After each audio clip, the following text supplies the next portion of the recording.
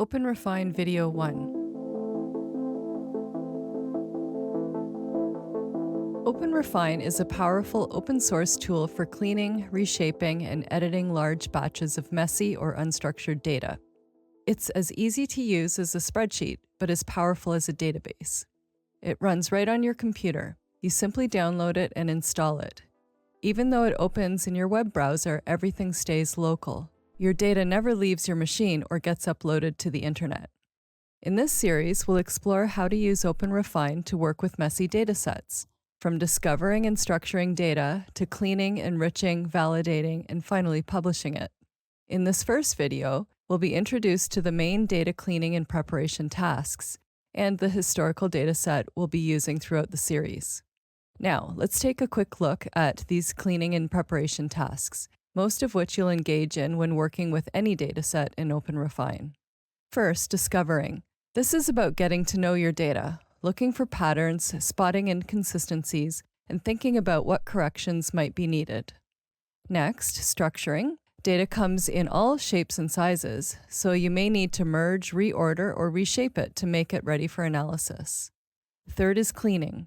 Data is often full of errors and inconsistencies, and this dirty data can affect the accuracy of your results.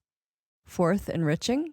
You might find opportunities to add extra information to your existing data to make it more useful. Fifth, validating. This is where you check the quality and consistency of your data, especially after making changes. And finally, publishing. This step is about planning and delivering the output of your cleaned and prepared dataset. In later videos, we'll try out many of these tasks hands-on, so you'll get to see how they work in practice. Now, let's take a look at the dataset we'll be using in this series. We'll be working with the immigration records dataset covering the years 1865 to 1883, sourced from the Government of Ontario Data Catalogue. The dataset consists of 4 volumes of assisted immigration registers created by the Toronto Emigrant Office between 1865 and 1883. These registers provide a chronological record of new immigrants who received government assistance to travel to destinations across southern Ontario. In total, over 29,000 entries have been transcribed from the original registers. The dataset includes several variables. Let's walk through the most important ones. Names, usually the immigrant or head of the family. Sometimes it could be an agent, an interpreter, or someone traveling with children. Not all names were recorded. Date of application. This is when the immigrant applied to the Toronto office for an assisted fare. If the ticket wasn't used, zeros were entered in all of the numerical columns. Nationality. Trade only appears in volume 4.